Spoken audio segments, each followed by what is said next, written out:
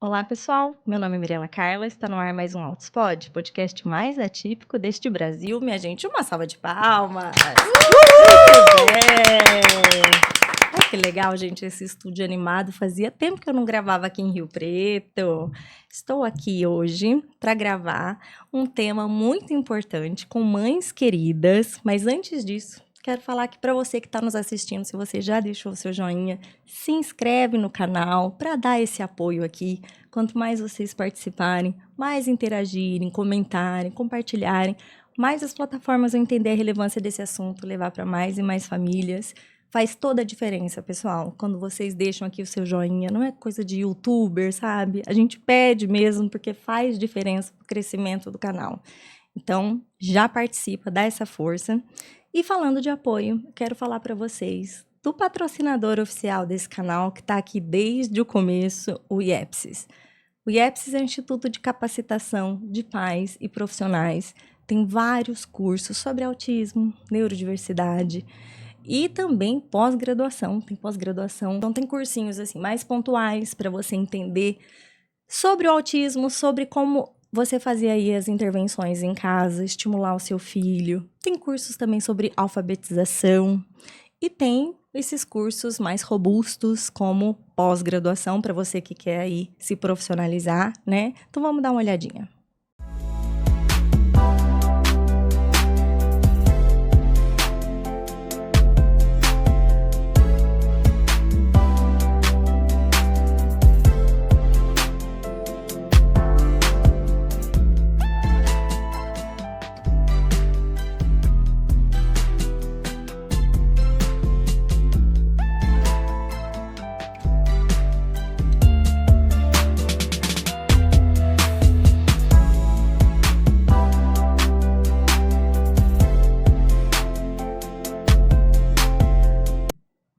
É isso, pessoal. Então, ao longo do nosso bate-papo, vai ficar passando o QR Code aqui para vocês. Então, não deixem de conferir, né? Para você que quer aí estudar, se capacitar, dá uma espiadinha lá para vocês conhecerem. Tem também um curso de formação continuada, que todo mês tem aulas, tem materiais atualizados, né? Que você paga mensalmente.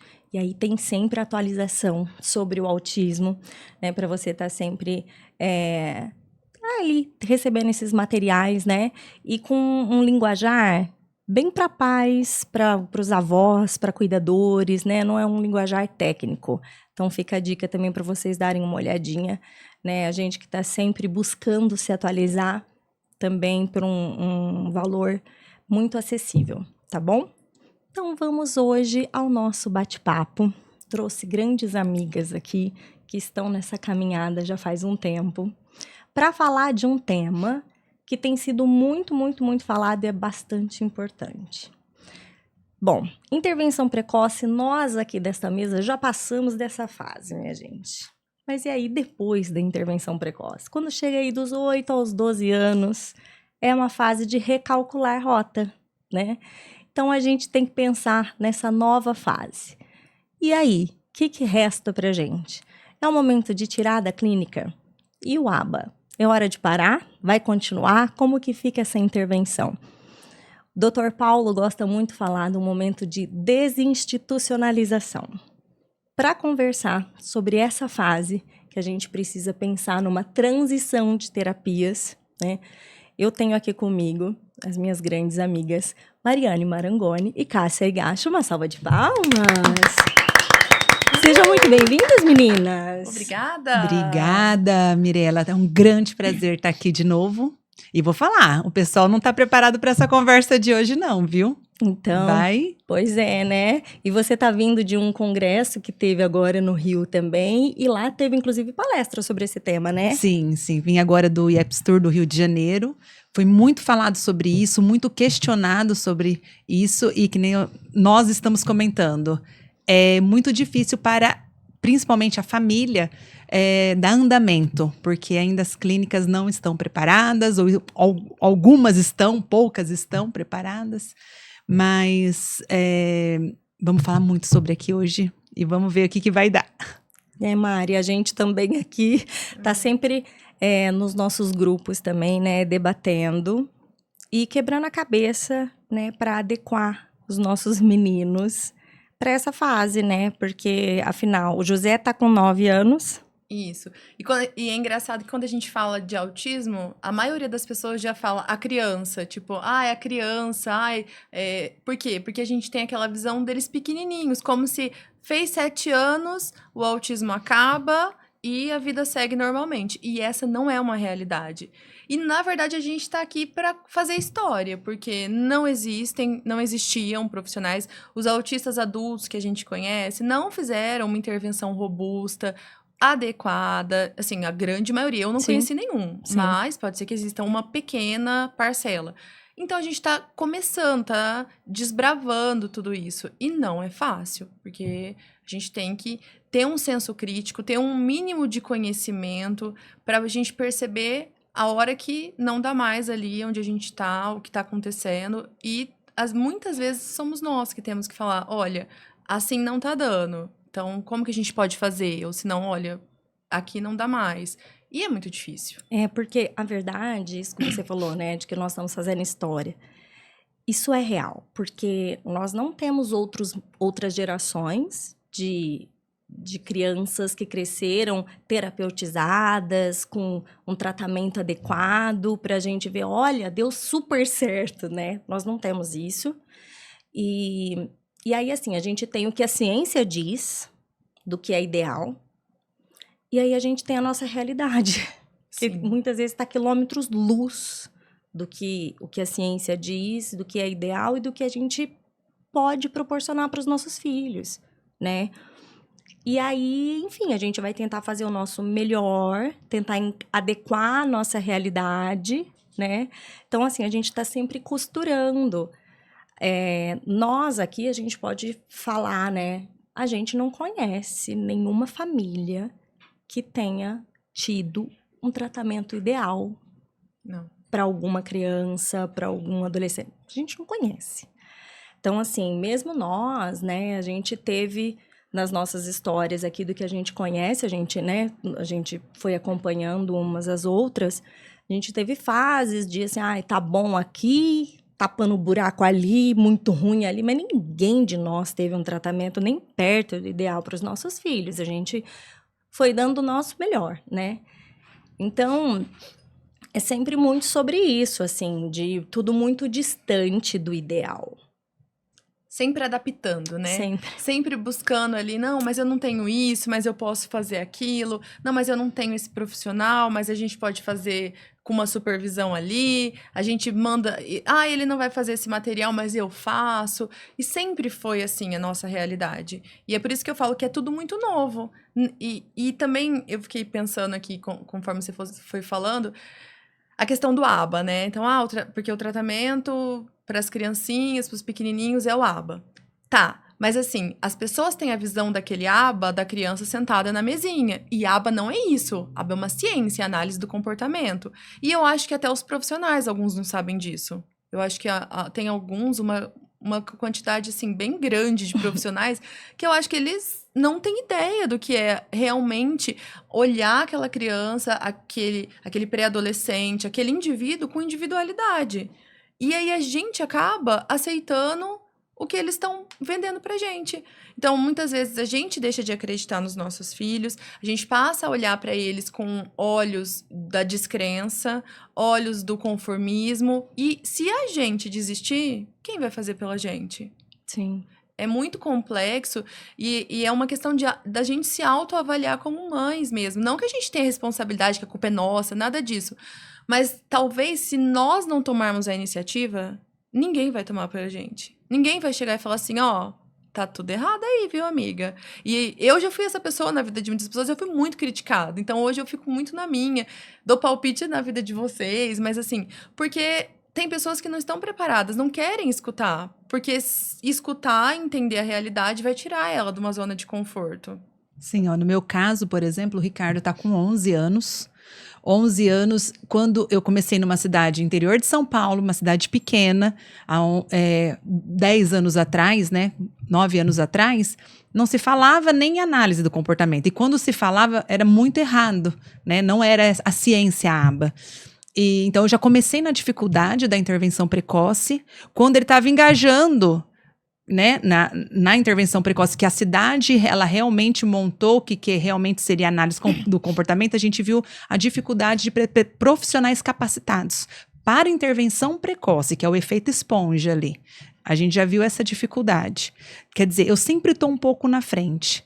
Então, assim, agora meu filho sai para uma pré-adolescência, quase adolescência, os hormônios ali gritando, corpo modificando, comportamentos que não existiam começam a passar a existir, e a gente não vê pessoas qualificadas que ainda trabalham com a intervenção precoce. Quer dizer, imagina eu ir para uma clínica, o Ricardo, desde os 2 anos, ele trabalha em análise do comportamento, assim, a todo momento, a todo instante. Porque o Ricardo é um nível 2, 3 de suporte, com DI leve, mas considerável ali, precisa de uma atenção muito especial. E o que acontece é exatamente isso. Eles não têm uma capacidade de falar assim, essa pessoa ela vai progredir, ela vai evoluir, e temos que evoluir ela também. Começa a não incluir no próprio ambiente onde deveria estar, era ser o primeiro lugar para incluir. E não tem inclusão. Chega na clínica, tá aquelas mesinhas que ele bate o joelho, porque ele é alto, né? Ele nem é tão alto, mas uma criança de 11 anos não tá ali. E aí eu vejo um monte de comportamentos que deveriam, né, tá ali colocado como checklist em primeiro lugar, aí a gente vê pareando ainda. Cores, montando quebra-cabeça, que desde os 2 anos ele faz. Pintando com tinta guache, massinha. Então, assim, aí você vê e fala assim, não. Aí é que nem a Mari estava falando, a gente está numa zona de conforto. Eu estou mandando meu filho para uma clínica a tarde inteira. É onde eu tenho. O que eu vou fazer a partir de agora? O que eu faço? Então, eu tiro, mas e se não der certo? No caso do Ricardo, né, eu tenho o convênio que reembolsa ali. Mas, aí se eu perder essa chance, aí eu vou sair da minha zona de conforto, porque daí eu perco para sempre o convênio. Quem vai pagar essas terapias? Quem vai garantir a intervenção do meu filho? E até quando isso vai? As pessoas não estão ninguém preparado. O que eu faço a partir de agora? As pessoas esquecem de se capacitar e nossos filhos estão crescendo. E o que eu mais me incomodo é que ele vai chegar na fase adulta ainda sempre tá... aí podemos falar depois de adolescência. E temos que entender que eles vão envelhecer. Mercado de trabalho, são muitas questões. E a gente tá lá. A gente não tem um caminho para seguir, tá no meio do mato com um machado tentando abrir um espaço para que outras pessoas possam vir atrás. E aí a gente fala esse tipo de coisa, às vezes a pessoa fala lá, as negativas. Elas, não é, é a realidade. As pessoas precisam entender que é um caminho novo, é tudo novo. E a pessoa precisa olhar. A gente estava comentando antes, quando a criança chega nessa idade, 7, 8, 9, 10 anos, é uma idade que você já consegue ter um prognóstico mais claro. Então, às vezes, a gente fala assim, é não verbal. Então, chegou com 10 anos e a criança, a pessoa não fala... Mesmo que venha a falar, não vai ter aquela fala complexa, desenvolvida. Sim, não vai ser uma fala fluente. E você já sabe quem é o seu filho. Sim, e é por isso que eu falo. Já nesse sabe momento, as mães precisam... A gente precisa olhar com os olhos de ver. Tipo, não, aqui tá errado. E a gente entender, recalcular a rota. Mas é fácil? Não, porque, que nem você falou do convênio. Aí você manda... Os convênios uma maravilha. Aí você tem que ir pra clínica do convênio. Tipo, eles estão construindo suas próprias clínicas. E lá, eles mesmos dão alta. Não, isso aqui, porque eles estão tão num padrão, tipo, você entra aqui, você tem que se encaixar aqui nesse quadradinho. E aí, se você não se encaixar, então você não serve pra você, pode ir embora, já tá ótimo, saiu do espectro. Quem deu esse diagnóstico, sabe? Será que tá certo? Porque tá muito bem. E não tá bem. É igual quando a psicóloga falava pro José, nossa, o José tá muito bem. Ele tinha 3 anos e meio, ele usava fralda, só ele na sala. Eu falei, não, ele ótimo, só que ele não tá né? bem, gente. Como assim? O menino, você chama, ele não olha. Não, ele não tá bem. Então, é a hora da gente, sabe, pensar. E aí, começa o grande problema. E aí, o que eu vou fazer?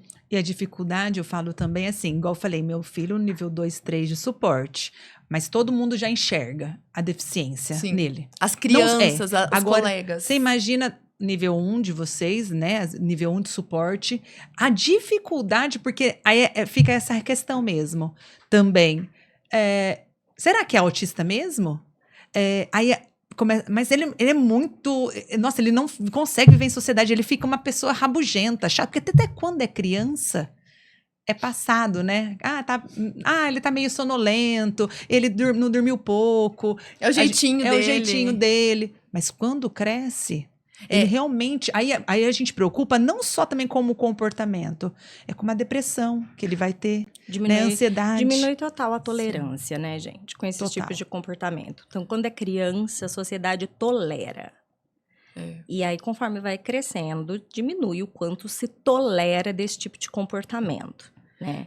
Então, assim, a paciência diminui totalmente, a aceitação diminui totalmente, só que os problemas continuam ali, então não é novo, não é algo, agora, não sempre estiveram, mas as pessoas preferiram não ver, preferiram se calar, preferiram virar os olhos para isso, deram as costas, mas sempre esteve ali. Aquelas mães sempre estiveram pedindo por ajuda, pedindo espaço, pedindo, né, terapia, pedindo acessibilidade, enfim, mas todo mundo preferiu, né, virar as costas, porque era mais conveniente, né? Porque não é comigo. Não é comigo.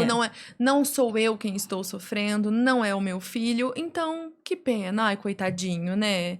É isso. Ninguém tá nem aí. A hora que a pessoa vira de costa, ela já não quer mais saber. E essa é a realidade. A gente tem que ter noção das pessoas não querem ajudar. Além de não querer saber, julgam. Porque vem o julgamento, o que torna pesado para a família. E aí você vê dentro da sala de aula, por exemplo, o José, ele tem total conhecimento das limitações dele. Ele sabe exatamente a diferença dele. Ele percebe. Isso que ele não percebe, eu acho que alguma coisa sempre passa, mas ele sabe que as pessoas estão desfazendo dele. Ele sabe tudo que ele tá passando ali. O peso disso é muito grande. É muito né? grande. Porque até uma vez eu vi uma entrevista de uma mãe, ela tem um filho nível 1, que ele é até médico, e uma filha mais nova, nível 3. E ela disse que o autismo dele causa muito mais dor nela. Porque ele sabe o preconceito que ele sofre. Ele entende e a menina não. Então, é claro que eu não tô medindo a dor de ninguém, mas eu tô falando... É muito difícil, porque... Mas pergunta pra professora do nível 1 lá, se ela não percebe na hora. E aí a gente reclama muito da escola. Só que muitas vezes a escola chama, fala, me fala o que fazer. E a gente não sabe. E aí você fala, quem é o profissional que vai orientar a escola? Não tem. Quem vai resolver esse problema? Porque nem a gente que é mãe às vezes sabe o que fazer. Aí uma pessoa de fora vai ter que resolver esse problema. Como que fica? Então é muito difícil. É uma fase que... Eu até, assim, parei. Eu postava muito no meu Instagram as atividades, as coisas que eu montava. Porque eu me inspirava em outras pessoas. E aí teve um dia que eu falei, eu não vou mais postar. Eu vou falar o quê pras pessoas? Não, isso aí é tudo ilusão. Tipo, vai melhorar, mas depois vem outra fase mais difícil. Então, eu me silenciei. Eu falei, eu vou falar o básico, porque eu não tenho muita coisa positiva pra falar nesse momento. Pode ser que no futuro, que nem a gente tá aqui reunida hoje, pra tentar mostrar o caminho que a gente conseguiu. Porque não é um caminho padronizado. Não é uma coisa simples. Não, você vai lá, que nem aquele primeiro laudo médico, tantas horas de fono, de TO, e aí você vai lá e vê o que tem na sua cidade. Não. Os profissionais, eles não querem mais atender essas crianças. Porque se você pensar um pequenininho ali de 2 anos, você segura se for preciso. Você dá comida, a criança fica reforçada. Agora, você pega um pré-adolescente de 10, 11, 12, aquilo não prende mais atenção. Você não consegue conter. É igual a criancinha pequena que bate na mãe. Sai lá. A pessoa olha assim. Agora, pega um pré-adolescente batendo. A pessoa fica indignada. Só que quando era pequeno, ninguém se importou, ninguém trabalhou isso. Até teve um episódio que eu vim aqui, que eu contei do caso da criança que fugia pra rua, saía correndo. Então, ele é pequeno ainda, mas ele vai crescer. E aí, quando ele crescer? Quem vai conseguir conter ele? Quem vai conseguir pegar? Porque ninguém tá fazendo nada. E muitas vezes a gente vê a própria clínica colocando essa demanda para os pais, né? Ou para outros profissionais. E joga, geralmente assim, pelo menos onde que eu tenho a grande experiência assim, com as mães, fala, teu filho tá tendo esse comportamento. Tá tendo esse comportamento. E aí, o que nós vamos fazer? Não é uma responsabilidade só minha, por isso que eu tô fazendo intervenção. Mas joga uma culpa, e a mãe, ela sente essa culpa. Meu filho realmente tá batendo nas outras crianças. Ele tá batendo na terapia também. E aí joga essa culpa na gente e como que a gente vai agir sobre isso? Então, assim, culpabilizando, né? Ao invés de ela ajudar, nós vamos formar estratégias e vamos fazer isso, né? Arrumar realmente estratégias de comportamento, de rigidez, coisas, eu falo que reais, não. Mas isso é despreparo totalmente, né? Porque, inclusive, em aba, você tem inúmeras estratégias para trazer essa família junto com você, né? Para a integração dessa família junto. Inclusive, da família que está desanimada, aquela família que não está engajando. Na análise de comportamento, você tem inúmeras estratégias para a tentativa de engajar aquela família, né? Antes de culpabilizar, sim, antes mesmo de desistir daquela família, porque às vezes você tem inúmeras estratégias até chegar num ponto de dizer, olha, realmente não tá dando, porque às vezes tem aquela família que não tá no ponto de engajamento mesmo. E aí, se você tentou todas as estratégias e não deu aquele clique, talvez não seja o momento, né? Às vezes não tá naquele momento. Vou dar um exemplo de se for um tratamento para seletividade alimentar, que exige muito a participação da família. Muito.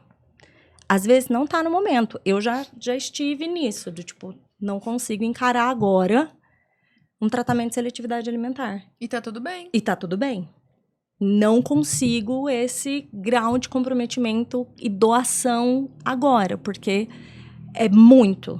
Então, porque às vezes você não consegue abraçar o mundo. Não. E aí você vai colocar hierarquias naquela árvore de decisão, tipo, o que eu vou acudir agora? Você vai escolhendo as batalhas, né? E aí tudo bem, mas isso de culpabilizar simplesmente, isso aí não rola, né? Não. Bom, e aí então voltando aqui dessa fase de transição. A gente precisa reconhecer que não dá para ficar empurrando essa intervenção precoce ad eternum, né? Assim, não dá. A gente tem que, por respeito ao desenvolvimento biológico, fisiológico da nossa criança, entender que há uma transição muito grande, que a gente precisa acompanhar isso, né? Inclusive crianças que sejam, gente, de nível mais grave, autista nível 3 de suporte, que tenha deficiência intelectual envolvida, não importa. Há uma transição fisiológica, não dá para você continuar naquela intervençãozinha precoce. Ela pode ser, sim, ainda precisar que seja intensiva, que seja, mas você tem que fazer a transição, porque mesmo o autista nível 3 de suporte, ele tem as mudanças hormonais do corpo dele, fisiológicas, e isso não muda. Isso não muda, né? Isso acontece para todos, independente da deficiência que você tenha. Isso precisa ser respeitado, isso precisa ser reconhecido, né? Isso precisa ser... de fato, é um respeito de dignidade da pessoa. Fora que, se você pegou um indivíduo que viveu tantos anos ali, fazendo a intervenção, daquele jeito, naquele padrãozinho, seja uma coisa mais naturalista, seja mais estruturada, e não deu resultado até todos esses anos, então tá na hora, é o que eu falei, de olhar e ver, não, se não deu até agora, tá na hora de eu entender qual é a demanda. Então, se ele não aprendeu a montar o quebra-cabeça em 5 anos, então deixa eu ensinar ele a escovar o dente, sabe? Porque isso vai ser mais útil na vida dele. Se ele não aprendeu a parear as pecinhas... em 4 anos de fazer 15 horas semanais de aba lá na clínica, então beleza, então vamos ensinar ele a tomar banho, a trocar de roupa, arrumar a cama, lavar a louça, porque isso vai ser útil a partir daí. Então, é olhar mesmo, é individualizar cada caso e seguir uma nova... A nova etapa, né? A próxima fase, sucesso, né? do resultado que tenha vindo dessa intervenção precoce, ela necessita de mudar. Passar para a próxima fase. Mas a clínica é maravilhosa, a gente teve muito sucesso, eles são incríveis, ótimo. Teve sucesso, bola pra frente. Não, a gente não conseguiu atingir os objetivos do primeiro... A gente tá lá, faz 5 anos que a gente faz o mesmo programa. Ótimo, beleza, então já tá na hora ciclo de desistir. Se encerra, né? Não, e realmente ter nos programas essa parte de autonomia, mesmo quando é pequeno. Porque quando você leva seu filho típico na escolinha, eles vão ensinar que após o banheiro você tem que lavar as mãos, como lava as mãos, né, direitinho. E se você não tem essa habilidade de lavar as mãos, então a analista do comportamento, né? Ou a equipe que está na terapêutica ali, olha, nós vamos trabalhar tal área motora para você ter essa capacidade de lavar as mãos. Isso é o básico para você fazer. Você montar o seu pratinho lá. Para você comer, você precisa de um prato. Coisas básicas ali que a gente do dia a dia. Hoje eu sei que com 11 anos seria muito mais eficaz para o Ricardo eu trabalhar realmente pré-requisitos que ele conseguiria ter uma autonomia do que eu estar treinando ele agora, de tempos atrás para cá. Entendeu? São coisas básicas. É eu pegar bandejas e colocar aquele, né, posicionamento de copos e levar num lugar. Daria muito mais resultado para ele entender. Pegar baldes de água para ele entender noção de peso. Então, assim, hoje, graças a Deus, eu consegui ter reconhecer o que realmente precisa. E eu falo que isso, os terapeutas, eles têm que indicar. Porque mesmo, eu não sei onde vocês passam, mas na TO, a grande maioria do Ricardo não era atividades de vida prática ou de vida diária. Era realmente fazer integração sensorial.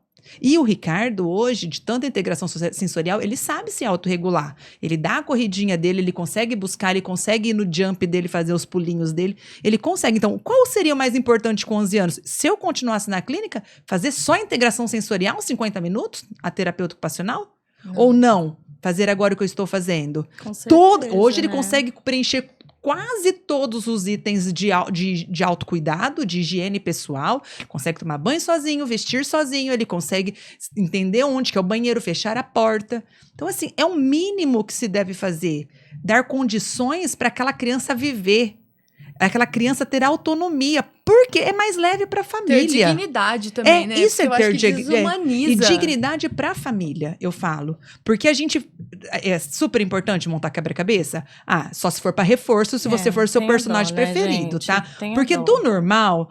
Pelo amor de Deus, tem muitas outras atividades. Isso aí é conforto para o terapeuta. Não, então... e ainda é montar o quebra-cabeça todas as crianças que estão ali naquele horário, naquela escola. Porque, gente, a maioria das crianças, eu acho que tem muitas clínicas que eles têm uns 10 programinhas lá, pega a idade, as dificuldades mais ou menos e boa, vamos lá, é isso aqui.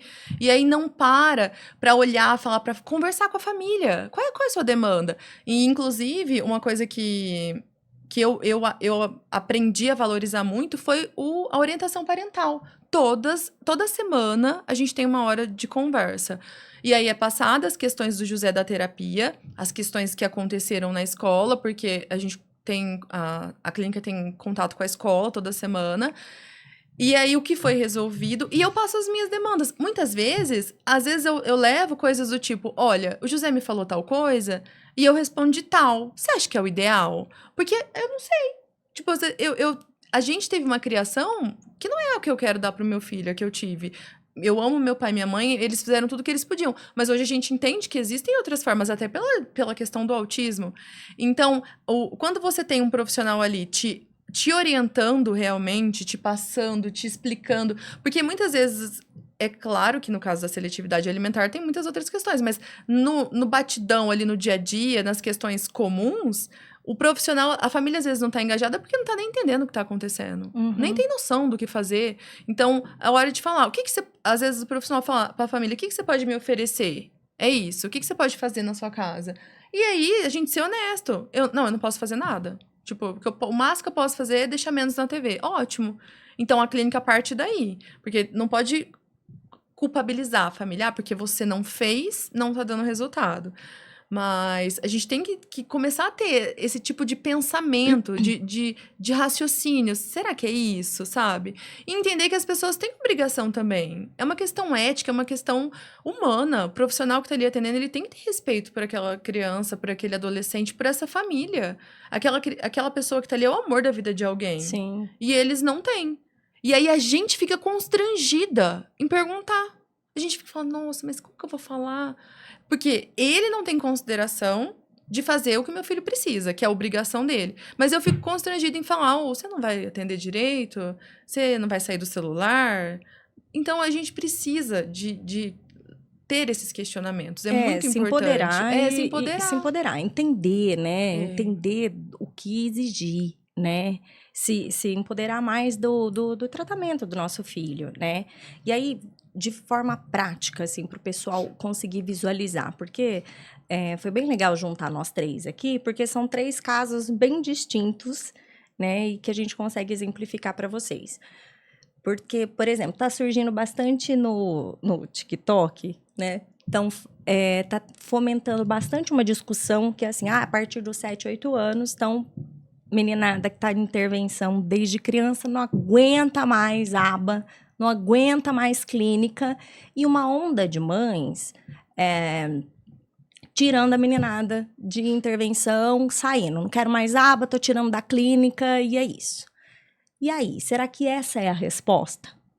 Então, aí a gente tem aqui vários questionamentos para dizer, né? Então, a começar que o problema, gente, nunca vai ser o aba, né? Porque quando o pessoal fala mal de aba, é porque não sei se quem tá fazendo aba de verdade, não sei qual que é essa intervenção que aquela criança está sendo submetida, né? Porque a análise de comportamento, quando bem aplicada, né, quando bem feita, não é para ser tortura, nada nesse sentido, né? Ela salva vidas, ela constrói cognitivo, constrói cérebros, né? Então, não é para ser este o problema. Então, primeiro ponto. Agora, clínico, o ambiente clínico, ele pode sim ser um problema, ou não, de novo. Como que isso está sendo feito? Como que é essa clínica, né? Ela é muito engessada? Ela é lúdica o suficiente? Ou ela é muito infantilizada? Porque, de novo, a gente está falando dessa transição. Se ela é muito infantilizada, pode não caber mais. E, de novo, uma transição de desinstitucionalização precisa ser em clínica? Será que não dá para fazer isso nos ambientes que esse jovem, né, essa criança maior, esse pré-adolescente, né, tá frequentando? Essa clínica, esse pessoal que está atendendo, eles são tão rígidos assim? Eles não aplicam, não supervisionam pessoas para que seja aplicada em outros ambientes? Então, aqui nós temos 3 exemplos bem distintos. Eu vou começar falando do Arthur. O Arthur, quando ele começou a intervenção precoce dele, com 2 aninhos, ele fez intensivão, né?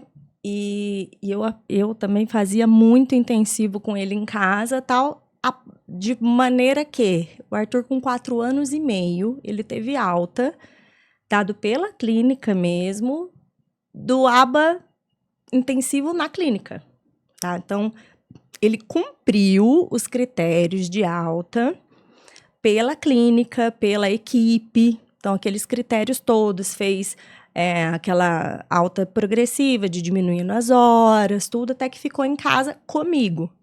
Nesse ponto, eu já tinha feito 299 milhões de cursos, né? E aí, eu continuei. Ele nunca ficou sem aba, pessoal. Eu continuei. Eu vivo, eu respiro aba com meu filho em casa, né? Mas aí, então, desde os 4 anos e meio, o Arthur ficou sem aba, tá? E aí, eu foquei em outro... foi mais parte motora, pouca coisa sensorial. Tentamos algumas coisas de seletividade alimentar, enfim. E agora eu estou, né, as questões até mais comportamentais do Arthur hoje são muito ligadas aos prejuízos motores dele. Então, hoje, o meu enfoque de intervenção é motor. Total motor. Por quê? Ele não performa bem no parquinho, ele não performa bem na educação física, né? E isso começou a ser um problema. Começou a afetar a questão da autoestima dele, né? Ele, assim, tem uma hipotonia muito significativa, muito severa. Então, eu levei ele na Habilitar, lá em São Paulo, com a Cibele Causa, que tem sido um anjo na minha vida. Eu sabia que era ruim o negócio. Mas a hora que a Cibele viu ele... Nossa, na mesa. Não vamos falar que a gente chora, né? Nossa, assim, um negócio, tipo... Então, o core dele é tão sem sustentação que ele faz sustentação de braço para dar sustentação dele. Fica com aqueles bracinhos de dinossauro, típico de quem tem paralisia cerebral, para dar sustentação, sabe? T-Rex. Sim. De tanto que tem a frouxidão. Tudo o Arthur sustenta com a mão, com o braço, com o cotovelo. Se você tirar os bracinhos dele, ele desmorona. Não tem sustentação, não tem, simplesmente. Enfim, o menino inteiro, molinho, né? E aí, é tudo. Então, assim, se você faz jogos, brincadeira, tudo que você tira os braços dele, ele começa a se irritar, começa a se comportar mal. E aí, pensa, tudo quanto é esporte, brincadeira, tudo que é com os braços, já não dá, né? Porque o menino tá sempre aqui, segurando isso aqui. Tira os braços dele. Já não consegue. Propriocepção péssima. Então, aí já começa a afetar a questão na escola, não tem postura de aluno. Aí, gente, só alegria, entendeu? Só alegria. Então, foco atencional, aquela coisa toda. Nossa. Então, assim, às vezes você pensa, né? Eu até penso que eu vou ter que investir ainda em questões de habilidades sociais mais refinadas, penso em RFT, ACT, né? Mais pra frente. Mas, às vezes, a gente fica pensando tanto em análise de comportamento e tal, mas, às vezes, os disruptivos comportamentais não estão ali. Às vezes, estão em outras questões, né? Então, fica também um alerta, que a gente sabe que os prejuízos motores estão muito ligados às questões do autismo. E, às vezes, eles não conseguirem performar, vai trazer disruptivos comportamentais, né? Então, enfim. Então, estamos falando de uma criança com intervenção que teve alta, né? E meu filho odeia qualquer ambiente clínico. Se aparecer de jaleco na frente dele, ele vai te chutar. Assim. Então, o Arthur é uma criança que não quer saber de intervenção, ele não quer saber de nada de terapia. Então, para ele, as intervenções, até mesmo de fisioterapia, hoje eu já penso, né? Estou tentando adaptar tudo para que seja feito em academia, ambientes da vida cotidiana, que ele tenha uma aceitação muito melhor do que qualquer ambiente clínico terapêutico, né? Então, hoje eu preciso pensar mais nessa questão da desinstitucionalização. Só que o problema dele não é a aba, não é a terapia, né? Eu preciso de terapia, eu penso que para o Arthur eu vou precisar sempre de intervenções, né? Eu penso que ele, com essas questões de autoestima, de repente, TCC, né? Terapia cognitivo-comportamental, para acompanhar. Ele tem uma percepção muito grande dessas dificuldades dele. Então, assim, eu sou a favor das mães, das famílias, tá? A gente precisa, estar sempre atento, porque, de novo, a gente tem a ciência e a gente tem as individualidades do nosso filho e a gente tem, assim, na tua região, o que você tem aí a teu favor, sabe? Né? Às vezes você fala, eu recebo muito isso, qual que é o melhor médico, qual é o melhor profissional? Eu não sei, porque se eu te falar que é um neuropediatra e não tem ninguém desse tipo na tua cidade, às vezes você vai ser a fono, às vezes teu braço direito vai ser uma TO, às vezes vai ser, não sei, uma psicóloga, né? Você precisa de alguém capacitado, alguém que queira te ajudar, alguém que entenda de autismo, que entenda, né, de análise de comportamento, né? Alguém que queira estar ali e te acompanhar, né? Mais ou menos assim. Então, eu precisei fazer essa transição para o meu filho, senti muita dificuldade de encontrar espaços em que ele coubesse, justamente porque todos os espaços muito tipo cara de clínica e tudo muito ludiquinho, e ele já se acha o cara grande, entendeu? Ele não quer nada fofinho, ele gosta de Godzillas, tipo, dragões e dinossauros, coisas perigosas e venenosas, e nada fofinho, entendeu? Então, essa é a minha situação. E você, Cássia, vamos lá. Bom, o Ricardo, eu também comecei as intervenções dele com 2 anos de idade, quando eu nem tinha o diagnóstico dele. Não tinha terapias adequadas para ele. Então, logo que eu tive o diagnóstico dele, eu fazia supervisões. E essas supervisões, elas eram... Eu tinha uma clínica que era gradual lá em São Paulo, e ela me dava supervisão para eu fazer em casa. Treinamos uma AT, paguei todo o curso de capacitação para ela, né? E ela fazia em casa toda a intervenção dele. A aba. Ia numa fonoaudióloga comum, ia numa TO comum, e aí eu fui descobrindo. Aí as pessoas foram se capacitando, porque começaram a ver muita evolução no Ricardo. E aí elas foram começando a se capacitarem realmente em análise do comportamento. E as fonos se dedicarem mais a essa área do autismo. Então, eu peguei muito essa época eu vou começar a fazer uma clínica. E o Ricardo, ele precisava de também um frente a frente ali, porque estava muito longe essa supervisão. Porque aí o que acontece? A gente começa a pegar amor, as ATs começam a pegar amor, e elas faziam até recortes de vídeo, porque queria mostrar ele extraordinário. Então, não mostrava os comportamentos inadequados dele. Então, elas cortavam onde ele errava, justamente para mostrar que ele era o bom. Sei que isso não é maldade, mas elas não tinham conhecimento tanto que isso prejudicava. Precisava de realmente uma clínica ali. Então, mudei ele para a clínica, para fazer análise do comportamento. E TO, fono. Acredito que nem eu falei para você, sempre eu estava um pouquinho na frente. Então, elas estavam começando a se capacitarem onde o Ricardo entrou. E imagina, a Gradual é uma clínica hoje de referência, uma das primeiras, né, que teve, assim, dentro do estado de São Paulo. E começar daquilo que eu trazia os programas para elas. E foi evoluindo, mas eu precisava de uma pessoa frente a frente. E chegou um momento que o Ricardo era muito bonzinho, como eu sempre falei, muito passivo. Ele sempre fazia tudo, obedecia tudo, onde eu fiz a avaliação neuropsicológica dele, onde falou, não, esse menino é muito ingênuo, esse menino a ingenuidade dele é tão grande que tá perigoso, é muito perigoso. Ele tem que aprender a falar não, pelo aquilo que ele quer. Então, aí elas colocaram para mim, assim, diversas situações onde que ele não poderia deixar, principalmente em casos de abuso, em casos na escola, onde minha visão não estava presente, em casos ele nunca sabia relatar nada se acontecesse algo com ele, nunca. Ele não sabia relatar. E continuamos deixando em clínica, só que é aquilo que eu expliquei, é a zona de conforto. Todo mundo continuou na intervenção ali, 1 para 1, estruturada, que é muito mais fácil, numa sala com ar-condicionado, onde é melhor ficar numa mesinha do que até às vezes no chão, né? Na idade dele precisava de estar no chão. E aquilo lá me incomodava, sempre me incomodou. E que nem você falou, eu também estudei 300 milhões de vezes, sabia que aquilo lá estava um andamento sempre atrasado com ele, sempre queria mais. Eu, como mãe, eu fui muito mãe terapeuta, tanto é que na pandemia não sofria, ficou longe da clínica, porque eu sabia fazer tudo, até mais, e já que tinha que ficar em casa mesmo, vamos ficar.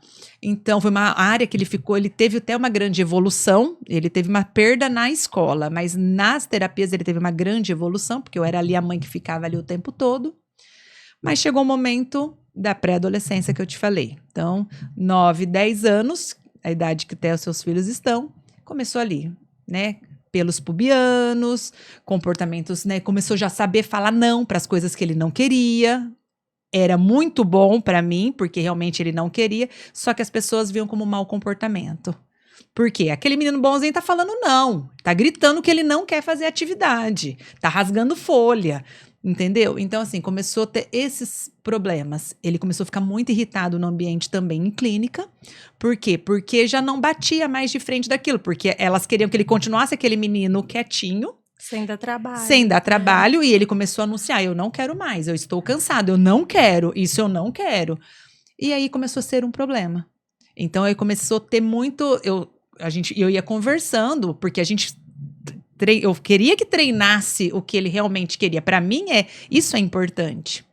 E aí eu peguei e falei, não, tá no momento de sair da clínica. De sair, mas o meu filho precisa de um suporte. E aí, o que eu vou fazer? Chamei uma supervisora, na verdade eu já estava em contato, entrei primeiramente em contato... Graças a Deus o Ricardinho começou a falar que não e teve comportamentos, isso. Cara, porque o que o Arthur chega e fala, não quero, é chato, você é chata, suas coisas são chatas, quero ir embora. É isso. Sim. E ele relata, o Ricardo não, ele fazia tudo, Então, é isso, tudo. Eu falo, graças a Deus, ele começou a ter, tipo, esses comportamentos inadequados. Tô de saco cheio, cara. Que aquilo lá tá sendo estruturado. Mais. A brincadeira naturalista é estruturada. Não, porque a gente ensinou que aquilo lá não era legal. Ele tinha que falar que tá cansado. Então. Ele tinha que falar, porque a gente percebia que ele fazia, né? Tinha que cumprir lá as 10 vezes estruturado mesmo, né? E eu sabia que aquilo lá tava insuportável pra ele. Exato. Pelo amor de Deus, Era ele fazia do tipo, nem olhando direito. Lógico que eu não ia conquistar nenhuma contato visual. Por quê? Porque ele não se interessava por aquilo lá. Exato. Aquilo era desmotivador pra ele. Aversivo. Então, vamos fazer agora o quê? Aí eu entrei em contato primeiro com a Thalita, que é a psicopedagoga. E a Thalita fez um trabalho tão bom, porque eu pensava que a psicopedagogia, inicialmente, fosse trabalhar realmente a alfabetização. E ela não trabalhou a alfabetização, ela realmente trabalhou a escolarização. Ela é fantástica, né? Ela trabalhou assim, ele tem que... Primeiro assunto, ele vai, vai no banheiro sozinho, ninguém mais toca nele, nesse menino. Ninguém vai tocar mais nele, ele vai aprender a lavar a mão sozinho, ele vai beber, ninguém vai mais dar água para ele vai ter que aprender a pedir água. Então, assim, coisas que não tinha nada a ver com o pedagógico. Aí eu falei, é isso?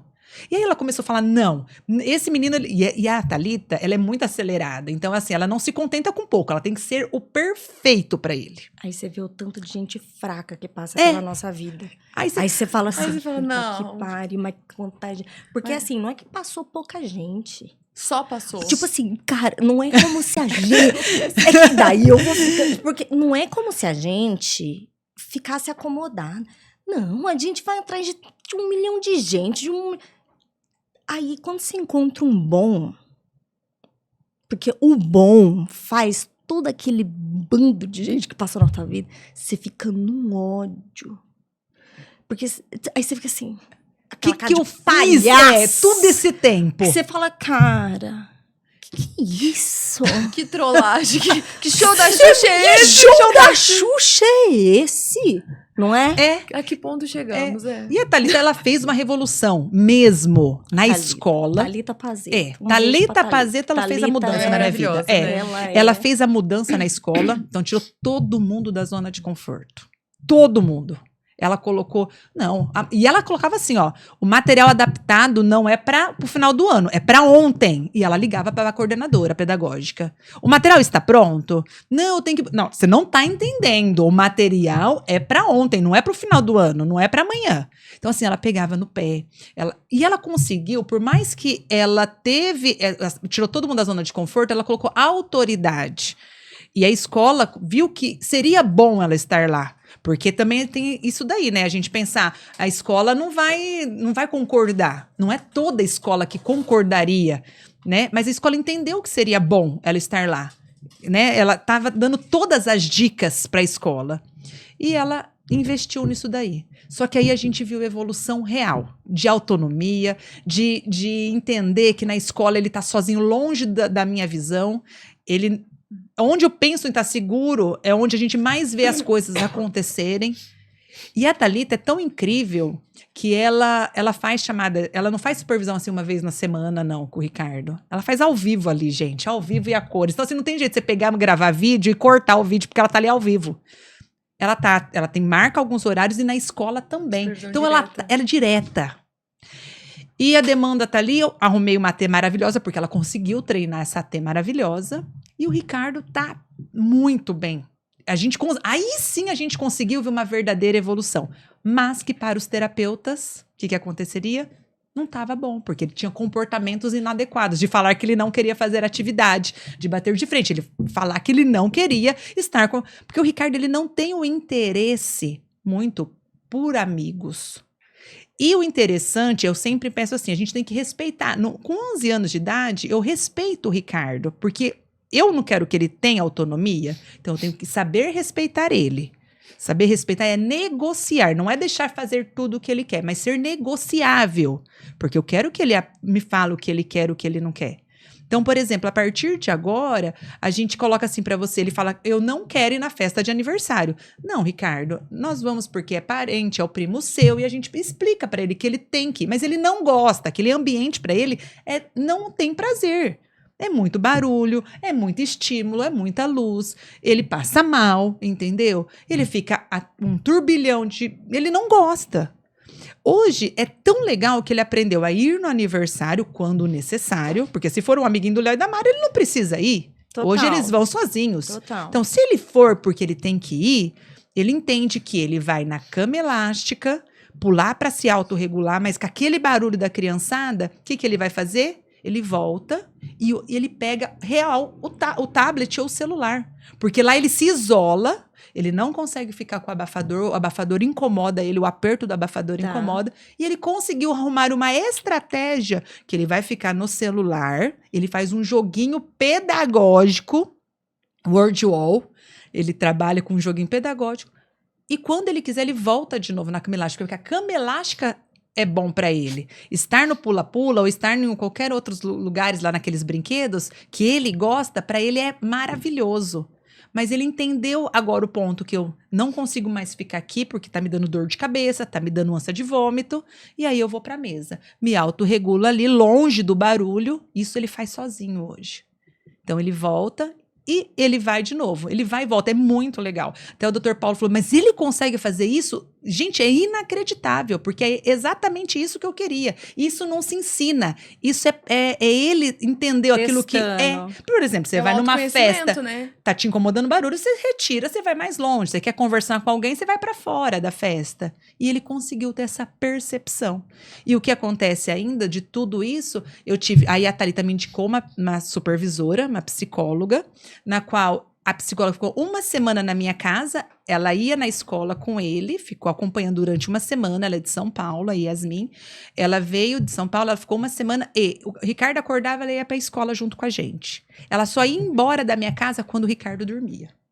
Uma semana acompanhando.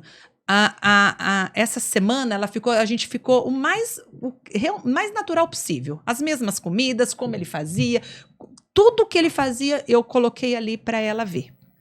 E junto com a família, junto com crenças familiares, como você faz, como que, né, sexualidade, né, agora tá manuseando às vezes, ele não tem noção de sexualidade, o Ricardo, né, mas tem noção de que o corpo dá prazer, onde que se toque dá prazer. Então, assim, o que a família pensa sobre isso? Foi muito legal. O que você pensa o Ricardo trabalhando, se ele trabalhar, o que você pensa que nós vamos trabalhar com ele? O que você quer que ele faça? O que você acha importante para a família? Olha que legal, ter todo o ambiente familiar ali exposto para ela montar o que a gente vai fazer.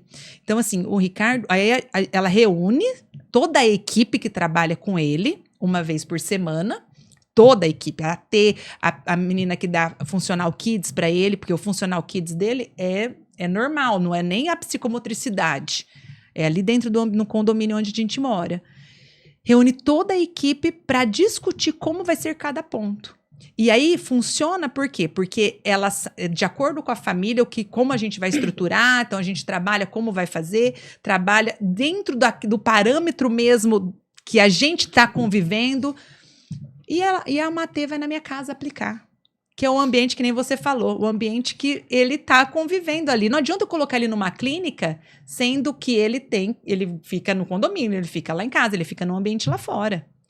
Hoje, que nem eu falei pra você, ele toma banho, ele tem uma dificuldade em comunicação, mas ele sabe pedir a comida que ele quer, a água que ele quer, o suco que ele quer, ele também é super seletivo. Ele sabe pedir o bolo que ele quer, que só tem que ser o bolo panko de coco ou laranja. Ele fala, eu quero o bolo panko ou de coco, se ele quer de coco ou laranja.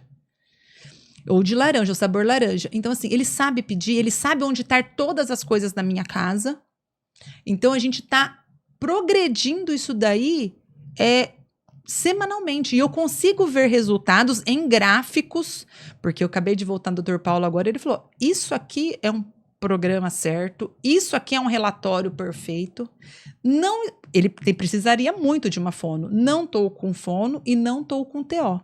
Porque tanto a Thalita quanto a gente não tem uma tão capacitada, elas pegam ali amigas que supervisionam, se tiver algum caso um pouquinho mais específico, mas elas orientam aquilo que a gente consegue orientar. Por quê? A gente colocou checklist e o mais importante a gente está fazendo segurança, falar sobre sexualidade, sobre onde ninguém pode tocar, você não pode tocar e abraçar muitas pessoas. Então, esses treinamentos, entendeu?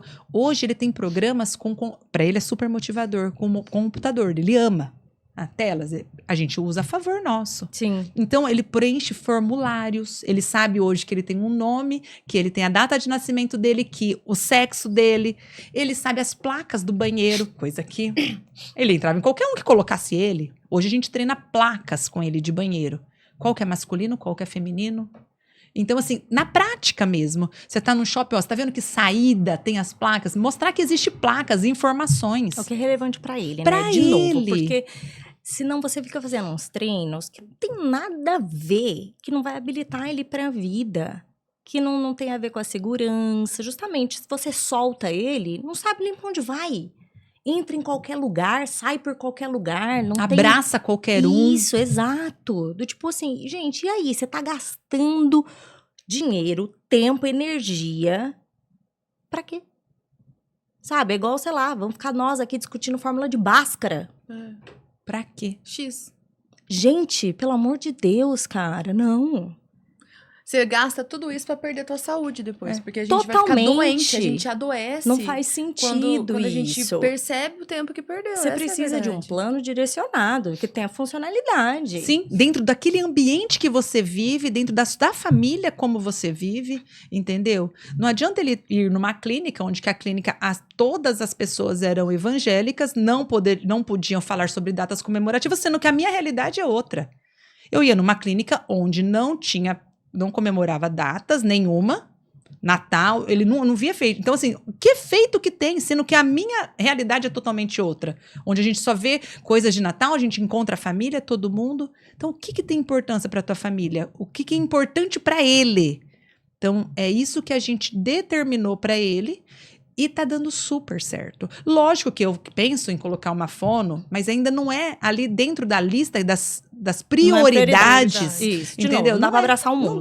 Não dá pra abraçar o mundo. Então vamos Exato. colocar numa lista pra gente pelo menos ver a evolução e fazendo Isso, checklist. Exato. E pelo menos você não tá tão frustrada. Ser mais leve pra ele, Isso. ser mais leve pra Não, família. Deu uma tranquilidade só de escutar a Cássia Não, falando, né? Eu total. fui ficando, nossa, que bom. Total. Que bom, porque é maravilhoso. É de arrepiar. Você fala, nossa, que maravilha. E que pena. Porque eu falo, a gente pega profissionais, que nem você deu o exemplo da questão, eu sou evangélico, eu não comemoro.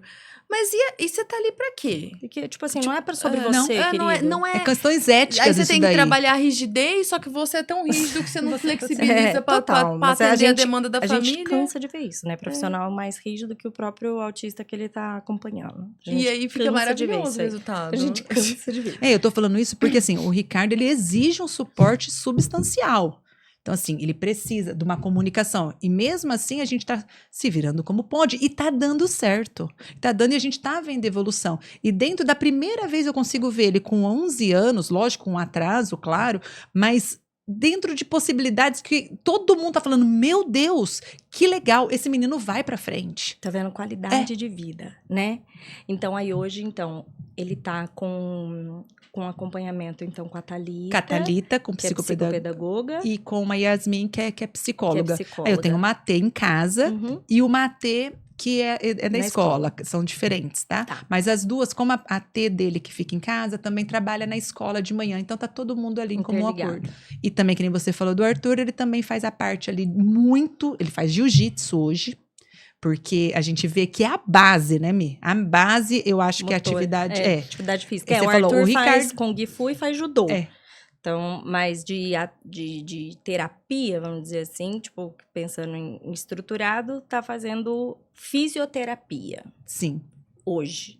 Até para sustentar ali a postura. Fisioterapia. É a única intervenção que o Arthur está fazendo a postura, o buraco hoje. é tão mais embaixo. Não, e eu falo assim... Fisioterapia, porque o pessoal fala, o que ele está fazendo de intervenção? Fisioterapia, mas não é fisioterapia... A Cibele Causa, ela é analista do comportamento, tá, gente? Então, ela fez mestrado, ela terminou o mestrado dela na PUC, e então ela é analista do comportamento e fisioterapeuta. Então, ela é a supervisora. Então, não tá assim, tá fazendo fisioterapia com uma pessoa, tipo assim, um fisioterapeuta que não entende de autismo, não. Então, tá interligado. Então, os comportamentos também são amarrados, né? Então, não dá pra ser dissociado, vamos dizer, né? Então, mas hoje a intervenção do Arthur é essa. E aí, Mari, vamos para a Mari. Antes de eu falar sobre o José, eu queria fazer uma observação que o José, eu levei o José também lá na T Habilitar por causa da Mirella. Porque por isso que eu falo que é tão importante, às vezes, a gente falar. Porque se eu já tinha visto a Cibele falar, eu ficava encantada. Mas eu pensava assim, mas será que chega a ter essa necessidade? Será que é para o José isso? Mas será que realmente é bom? Porque, e não é... É porque tanta coisa errada que a gente já viu, não é por causa dela, nossa, porque ela sempre foi... E aí, quando a Mirella me falou sobre a devolutiva, eu falei, opa, conheço uma criança que tá muito semelhante à situação. E assim, até a questão da atenção na escola... Gente, é motor. Você fala, não é possível. Tipo, e aí todas as questões que às vezes a gente cobra tanto o analista do comportamento e tem uma base motora.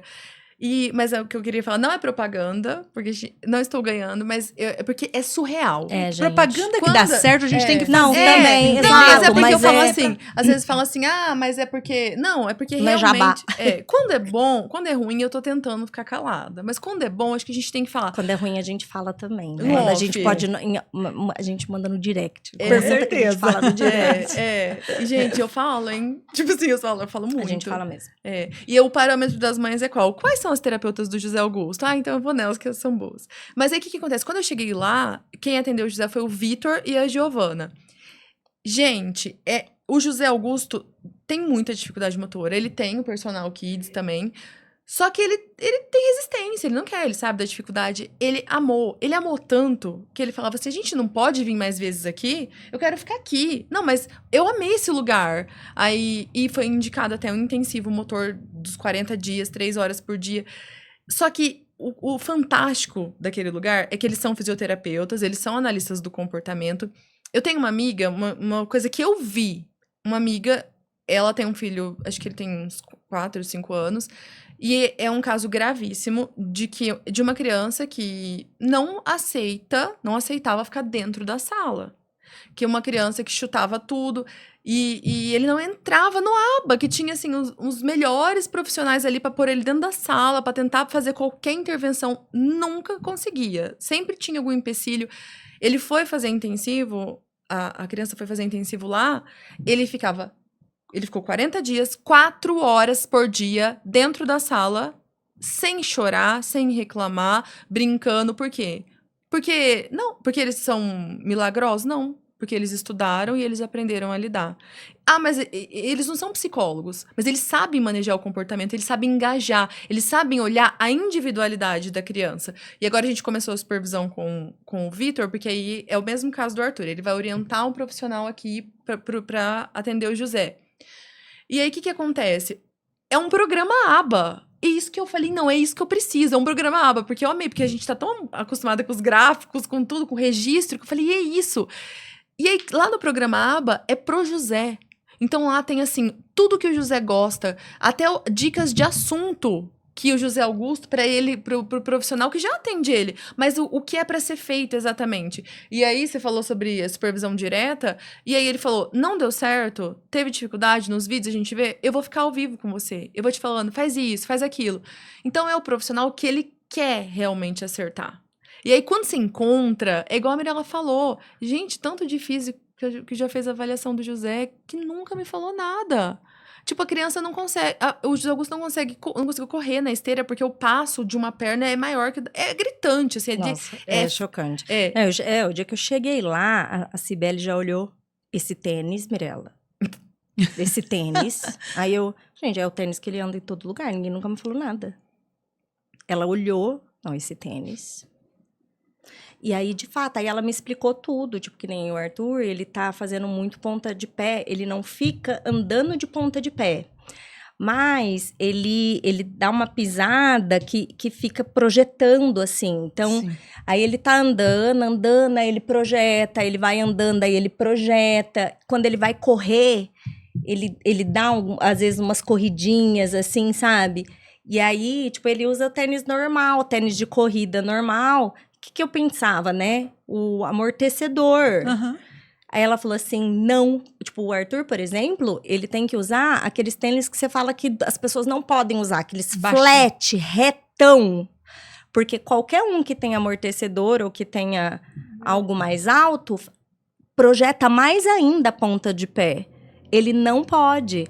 Aí ela me passou vários modelos de tênis do que poderia ser, indicou a palmilha que eu vou mandar fazer para ele, sabe? Tipo, então coisa que eu nunca imaginei, seria o tipo de tênis que eu nunca compraria para ele fazer exercício, que eu acharia que seria ruim para ir para esteira. Ela falou: "Não, a gente tem que auxiliar ele a fazer a força ao contrário do jeito que ele faz." Do tipo, sabe, assim? Mas ela chegou, a gente mal falou oi, ela já olhou esse tênis, hein? Do tipo, sabe? Não, a avaliação lá é assim, você espera o pior e eles não decepcionam. Não, porque o pior vem com vem. tudo. Tipo assim, você tá lá na calçada da humilhação, a gente vive faz anos, e aí novamente você é chutado pela vida. É um monte de tapa na cara que você fala... Meu Deus. É o que eu trouxe? Esse dedo do meu filho que eu trouxe? Aquele que eu trouxe? Que eu achava que nem precisava trazer. Tava perfeito, que já tava evoluindo. Que era só assim, dar uma corridinha. Porque nessa fase da vida a gente não quer mais enganação. A gente não quer que passe a mão na nossa... Para, só que gente. A gente também... Só que problema, se quiser encontrar defeitos e problemas, pode me ligar. Eu encontro vários. Mas eu quero solução também. Exato. Isso, a gente quer estratégias. Eu quero pessoas que... você não vem Mirella, ficar falando mal e me larga na braquiária, não. A culpa é do tênis, mas eu não te falo que tênis você tem que usar. Você não me explica o porquê. Não, você me dá o problema com a solução. Você não me larga solta na braquiária com o problema. A criança precisa de um intensivo motor. Só que aí é aquela... Quer colocar naquela gaiola... Não, nada contra, mas assim... A criança que tem um monte de dificuldade, um monte de questões... Põe lá preso e quer que a criança fique repetindo o movimento? Não vai fazer. Não vai ter resultado. Então, ou você... oferece a dificuldade, apresenta e oferece uma solução... Ou fica em silêncio, fala, ó, não tenho condições de atender, não vou avaliar, não vou pegar, porque não é pra mim, vai trabalhar com outra área, sabe? Me pegou pra fazer, faça, né? E aí eu quis comentar, porque é uma coisa que acho que tem muita discussão ainda, mas eu fiquei encantada como que basta o profissional querer... Sabe, ele se empenhar, porque eu senti o Vitor e a Giovana ali pelo José. Então, o José era o centro ali. Então, qualquer movimento... E aí, eles dão a devolutiva no mesmo momento. Acabou a avaliação.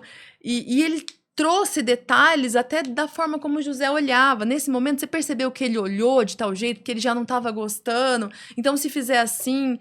E a gente precisa disso, de bons profissionais. Por isso que eu acho que vale a pena a gente sempre contar, porque é tanta coisa ruim. E essa devolutiva logo após, igual eu falei, a Thalita também é bem direta. Por isso que eu falei, ela é bem direta e bem pontual. Porque ela realmente fala. E aí você já não quer mais persistir nesse erro. Então, você vai realmente... nós vamos fazer isso. Agora, a gente vai tentar... Se a gente não fizer isso, se não der certo, a gente já vai para esse passo. E aí, a gente vai fazer uma reunião com todos os profissionais que acompanham o José para ele apresentar, o que a gente faz é isso. Aí, você, no aba, você vai fazer tal coisa, porque a hora que ele sentar assim, você fala para ele sentar assim, a escola põe em tal carteira. É um pouquinho que cada um fizer, não vai resolver, mas vai ajudar, entendeu? Não vai piorar, o que já tá muito ruim. Mas, voltando ao assunto do José... O José fez intensivo no aba, a gente sempre fez aba em clínica. Eu tive uma péssima experiência na minha casa com uma terapeuta que agrediu o José, simples assim, coisa básica, e uma psicóloga. E nunca deu certo porque eu sentia que ele se sentia invadido. Então é muito individual. E na clínica, a gente... teve um ambiente muito naturalista. José nunca foi... A gente ficou uma fase fazendo exercícios na mesinha, que foi a época que ele tinha que ficar sentado na escola, para ele ter esse hábito, né? Mas, assim, sempre foi muito naturalista. E chegou num momento que veio a alta do aba. Mas essa alta, ela é muito discutida. E hoje eu olho e eu penso, cara, vai voltar. Tipo, vai dar errado de novo. Você sabe por quê? Porque naquela fase da vida do José, do Arthur, naquele momento, o checklist, as avaliações, o que a clínica tinha para preencher, para ensinar, foi ensinado. Às vezes, ali no caso do José, tinha mais coisas para ser ensinado. Ele não tinha zerado, por exemplo, o PIC, que era o último que ele estava fazendo. Só que o ganho que ele teria em casa, ficando no projeto de artes da escola, entrando no Kung Fu, vivendo, sabe, podendo fazer inglês, porque o aba tomava esse tempo dele, porque a gente viajava ainda. E eu não quis pôr a T, porque ele não queria ninguém em casa. Então, foi assim, ele tem condições nesse momento de seguir a vida, de ir, ele já tem uma base. Não quer... Gente, eu tenho a minha sobrinha, ela tem 3 anos. Ela é neurotípica, ela não é autista, ela é super comunicativa. Eu avalio ela às vezes, tipo... Agora eu conto pra minha irmã, mas quando ela era pequena eu não contava, porque eu tinha medo de dar alguma coisa, né? Ela sempre tá acima. Tipo, em todas as habilidades motora, de comunicação, ela é muito, muito acima. Às vezes eu olho, eu até assusto. Eu falo, gente, nem o Zé Augusto fala desse jeito e ela já tá falando. Se você fizer, vai dar alguma coisa que ela tem que ser trabalhado. Tipo, alguma coisinha ali, ela... Ah, não, mas ó, isso aqui que ela fez... Então, isso quer dizer que ela tem que ficar lá 15 horas por semana? Não quer dizer. Quer dizer que dá pra família intervir ali, dá pra jogar ela num contexto onde ela já consegue acompanhar. Então, o José não tinha atraso, nunca teve atraso pedagógico, ele consegue entender claramente as regras, ele conseguiu generalizar todo o aprendizado. E aí, a gente teve a alta. E aí, a gente foi indo. Tava tudo bem. Até não estar mais, né? Sim. Tipo assim, tá tudo ótimo até não tá mais. Mas é isso mesmo. É isso. Mas a alta, ela é isso. Ela é alta naquele momento. Não é alta do autismo. Não As é, pessoas precisam exato, entender isso. Foi quando eu falei, alta da clínica, daquela intervenção precoce, ponto. Porque depois a gente vive outras fases de outras terapias, igual outras quando você intervenções. faz uma terapia, até o atípico, a pessoa típica. Igual E aí, você tem alta da psicóloga, depois você pega e volta pro porque psicólogo. os problemas continuam. Porque ela tava louca quando eu, tipo, deu alta pra gente. Não, e porque depois E a gente acontece imagina outras que nós nunca mais vamos coisas. voltar a fazer análise do comportamento, pelo contrário. Ai, Que nem a Mimi iludidas. falou, a gente respira a aba, né? Mas isso é uma coisa que tem que ficar clara. Porque, assim, não tá tudo... Não é assim... Ah, não, nunca mais vai ter que fazer nada. Não, tem que fazer muita coisa.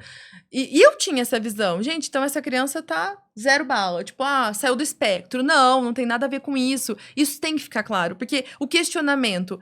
Tira ou não do aba, não é um questionamento nem que tem que ser colocado, porque ele vai precisar de outros suportes, Isso. que geralmente vem da análise do comportamento, Sim. que é o aba. Uhum. Então, assim, você pode tirar daquela clínica, daquele formato, daquele modelo ali, de daquele intervenção. formato. E aí, então a gente foi e ele viveu muito bem. Só que aí ele já, como eu disse, ele tem uma percepção dele mesmo muito grande, do ambiente, de perceber o bullying. E ainda que eu acho que ele não percebe 100%, que se percebesse seria pior. Uhum. E a questões de autoestima. E aí a questão motora sempre foi, porque as crianças da idade dele correm, ele não consegue. Gente, não é que ele não consegue correr, é porque ele sente dor, ele sente cansaço, ele não acompanha. Então, é questão de esporte. Ele não consegue acompanhar. O que ele consegue ir é no Kung Fu, que o professor ainda é muito legal e ajuda muito. Uhum.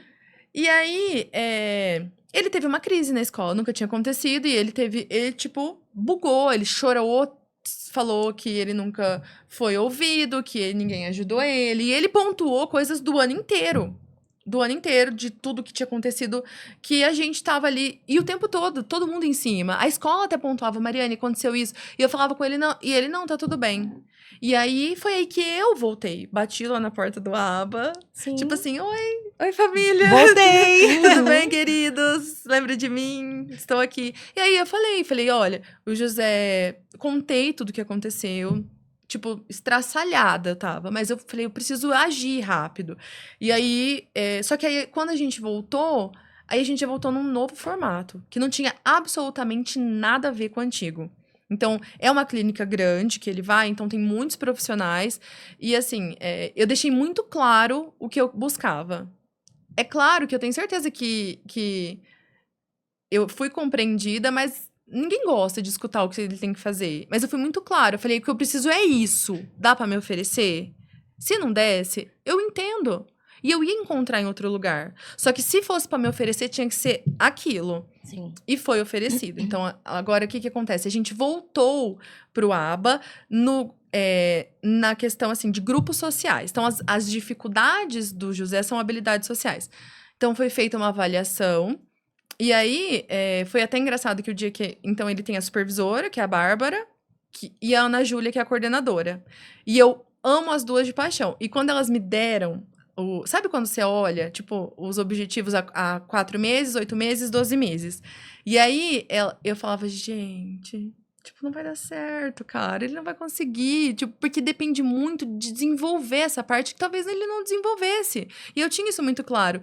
E aí elas falaram... E aí eu queria pôr a T na escola. Meu objetivo era uma T o período todo na escola. E aí a Bárbara falou, confia em mim que a gente não vai pôr.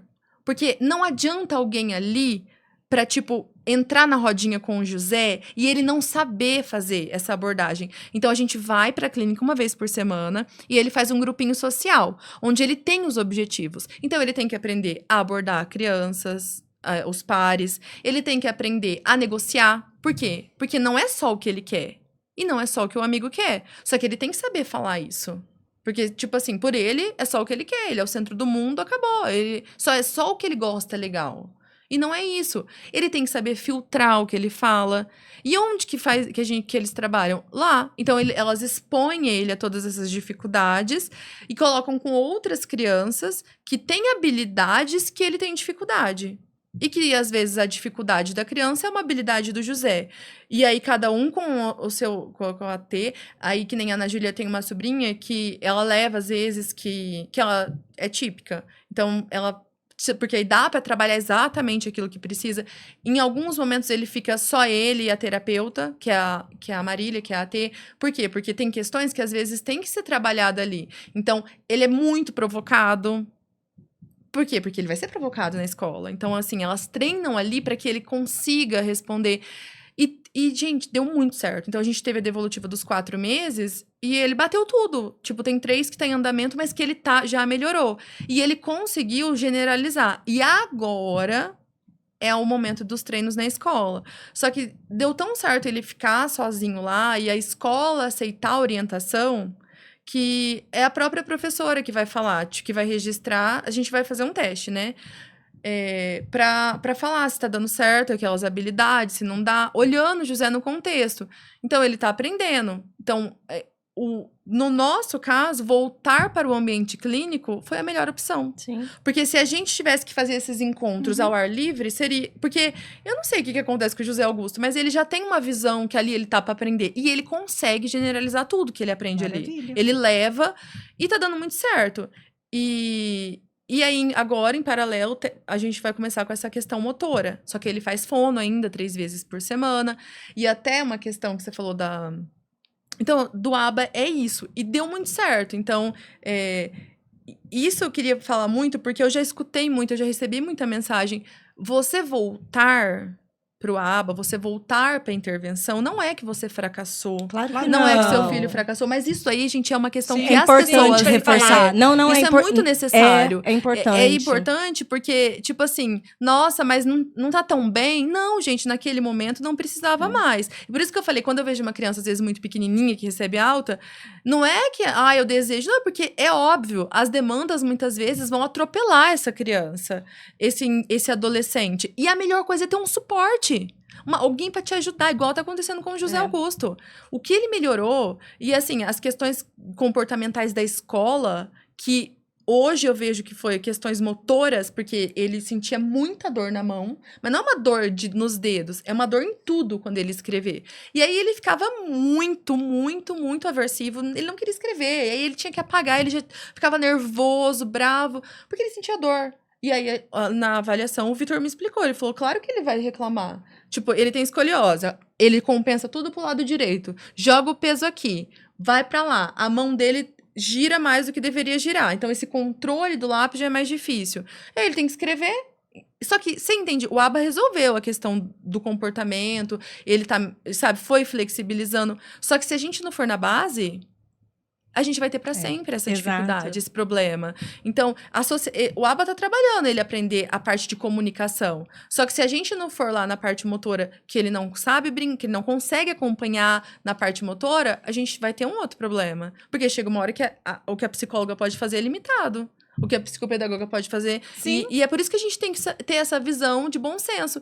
E eu tinha essa visão e, ao mesmo tempo, tava tapada. E quando a Mirella, chorando, tipo assim, porque a gente conta rindo, mas a gente chora muito. A gente ri depois, faz piada depois, né? Mas pós-avaliação é sempre chororô, né, gente? É um desespero. Mas porque por onde eu vou começar agora, né? A gente tem esse bando de informações e agora? Vamos para que lugar? Vamos começar agora de onde?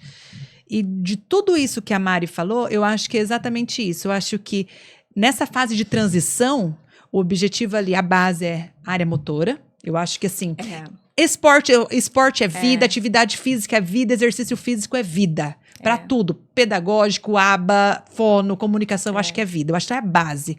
Não tem área motora, você vai ter dificuldade em tudo. Entendeu? Eu sempre falo, a Mirella também já falou isso, e é uma coisa que a gente já falou, nós duas. Se hoje, Mariane, qual é o seu arrependimento? Porque a gente vai errar. Vamos errar, somos seres humanos, não somos profissionais da área, estamos aprendendo, temos o amor de mãe, que muitas vezes faz com que a gente não consiga ver com os olhos de ver. Qual o meu arrependimento? Não ter colocado a intervenção motora junto como prioridade lá atrás. Base, porque que a criança não pra fala? Qualquer criança, né? Não nem só pra criança típica, mas pra criança típica potencializa essa necessidade. A criança não fala, você quer fazer o quê? Levar na fono.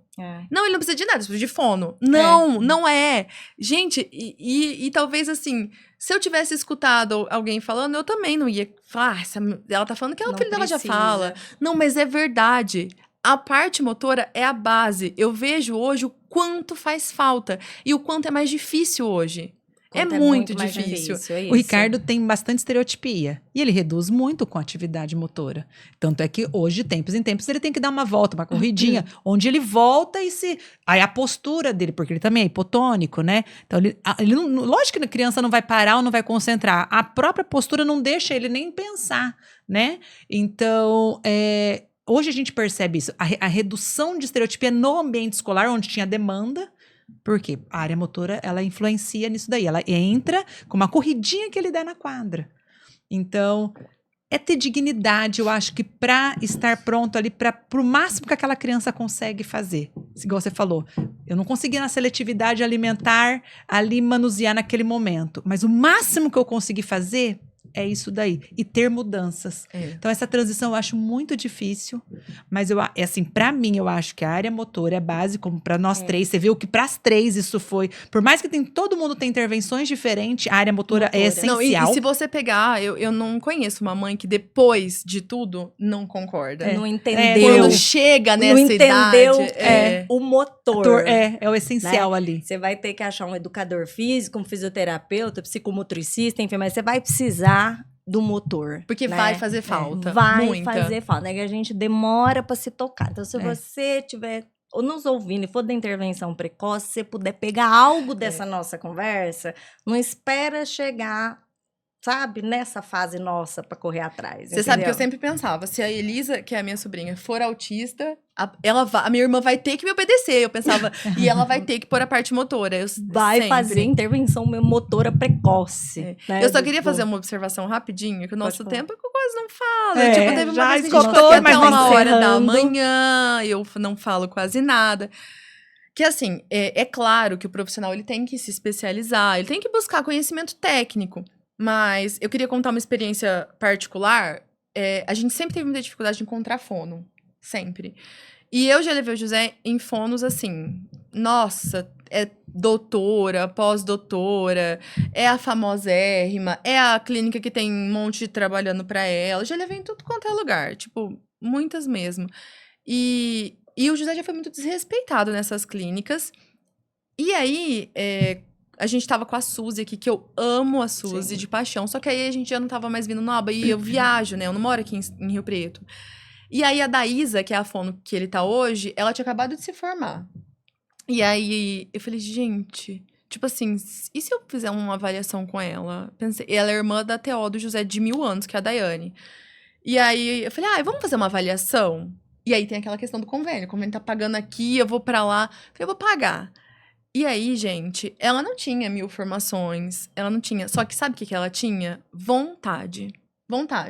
Ela filmou a avaliação do José, quando ela foi me dar devolutiva, ela trouxe todos os pontos. E ela é a fono que mais deu resultado com o José Augusto. A única que conseguiu desenvolver alguns fonemas que ninguém conseguiu. Com todas as técnicas, todos os cursos, todas as formações, ele não conseguiu.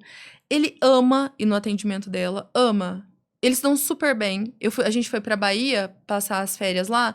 Ele aceitou numa boa fazer atendimento online com ela. Ela preparou todo o material pra ele. Tipo, ela foi treinando o que ela faria no atendimento online em clínica. E ela fez toda a diferença. Então, às vezes eu entendo que as pessoas buscam currículos. E esse daí custa caro. é desgastante. E às vezes a gente pensa que essa é a solução. E não é. Então, muitas vezes, eu falo isso para muitas pessoas que entram em contato comigo. E vou aproveitar esse espaço para dar essa experiência mesmo minha. Que, às vezes, a pessoa ter vontade vale muito mais do que ela ter 1000 formações. Eu já recebi mensagem de print, tipo, pra você entrar em contato com o profissional, ele manda o currículo. Tipo, eu sou mais que você, eu sou o máximo. E a daí, se você conversar com ela, ela se esconde. Tipo, não fica, não quero holofote nenhum. E ela tá dando resultado. É a responsabilidade terapêutica que a gente tanto fala, né? Você executar aquilo que realmente precisa ser executado, principalmente fazer com as nossas crianças, com respeito. Eu acho isso no caso do Ricardo também. Eu acho que ele ganhou autonomia, né? Onde que me deixou a nossa família mais leve, né? Um peso assim, se acontecer alguma coisa, ele pelo menos consegue se virar. Ele consegue, eu deixar ele na casa da Mirella, hoje ele não passa fome, não passa sede, ele consegue tomar banho, pronto, acabou. Numa casa de uma pessoa que não conhece ele consegue se virar. É isso. Então, é ter dignidade. Então, essa fase de transição, buscar isso, eu acho. É tirar as coisas ver aquilo que realmente precisam ser feitas, porque a vida é um sopro. Eu sempre acho que é exatamente isso. Então, a gente tem que ter a responsabilidade dos terapeutas. Se tiver em clínica, que os terapeutas tenham essa preocupação em executar o que precisa ser executado. Então, eu acho que o objetivo maior seria isso com as nossas crianças. Igual você falou, a hipotonicidade do Arthur tá gritando. Então, é isso que eu vou trabalhar de imediato. Total. Ele é a base. Então, eu acho que essa responsabilidade de cada um ali começa nessa transição. Então, exigir.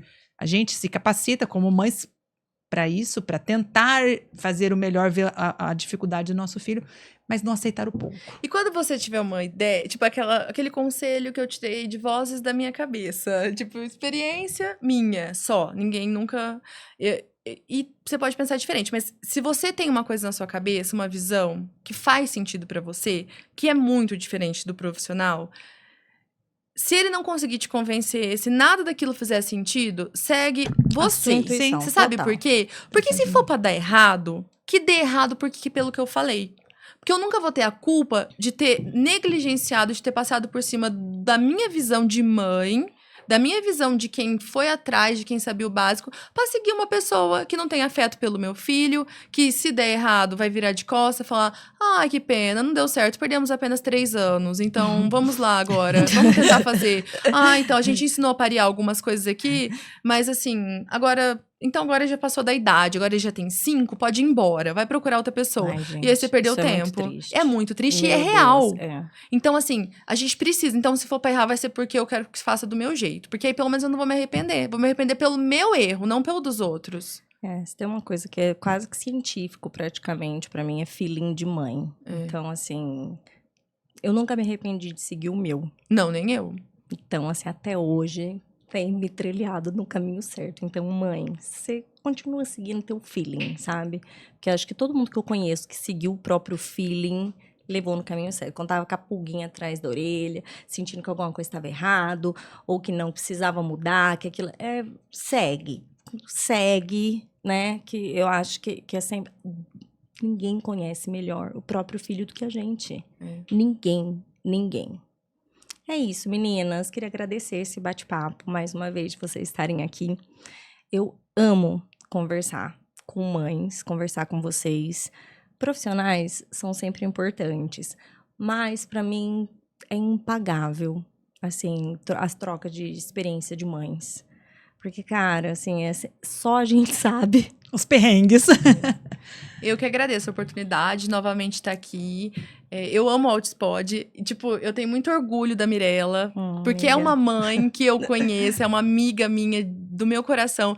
E eu sou aquele tipo que chega e falo... você tem filho? Você conhece a Mirella? Você não segue o Outspod? Tipo assim, como assim? Não, já mostra. Porque realmente ela veio pra fazer a diferença. Então... a generosidade da Mi, de querer trazer, e isso que ela fala de colocar outras mães, eu sempre procurei mães, porque eu sei que ali é o caminho, ali eu iria encontrar o caminho, porque o profissional ele vai falar do trabalho dele, da expertise dele e da visão dele, que pode não ser o que o meu filho precisa, mas mães, elas vão contar ali qual foi o perrengue, qual foi o erro, para que a gente possa, às vezes, não cometer. Então, eu queria agradecer e falar que você é maravilhosa, amiga. É mesmo, amiga. Você, o Outspod, eu acho que é realmente o canal de informação, de conhecimento. E, lógico, só faz sentido porque é você, como mãe, que está atrás, uma pessoa que realmente está capacitada. Agradeço muito. Fico lisonjeada de receber esse convite. Então, toda vez que você chama, eu não penso, assim, nunca em falar não, porque realmente eu acho que para mim é primordial, além de dar informação, vir aqui no Outspod, que é um canal tão sério, tão cheio de informação, de qualidade, e que a gente, bom, eu acho que ali é o melhor canal, o canal mais atípico e mais assistido desse Brasil, com certeza. Parabéns, minha amiga, Obrigada, sempre, tá? Gente. As meninas, vieram de Jales, Mari veio de Álvares Flores de Votuporanga pra cá pra gravar, então, nossa, obrigada. No meio da segunda-feira, à tarde, porque vocês vão assistir de noite, no meio da semana, mas elas vieram em pleno segunda-feira, no meio da tarde aqui pra gente gravar. Obrigada, tá? E vocês que estão aí, então, dê essa bolinha pra gente, dá uma moral pra nós, né? Porque a gente é propósito. Elas estão aqui também por um propósito, né? Quando a gente para a nossa vida, a nossa correria, com as nossas crianças, todo mundo aqui com os filhos, né? Tipo, nas logísticas de escola, de terapia, enfim, é porque a gente acredita nesse propósito mesmo. Então, dá essa bolinha pra gente, curte, compartilha, comenta. Conta aqui as nossas histórias, as histórias de vocês pra gente também, que fase que vocês estão, né? O que vocês estão vivenciando, porque tudo isso enriquece também, tá bom? Um beijo, até a próxima. Tchau, tchau.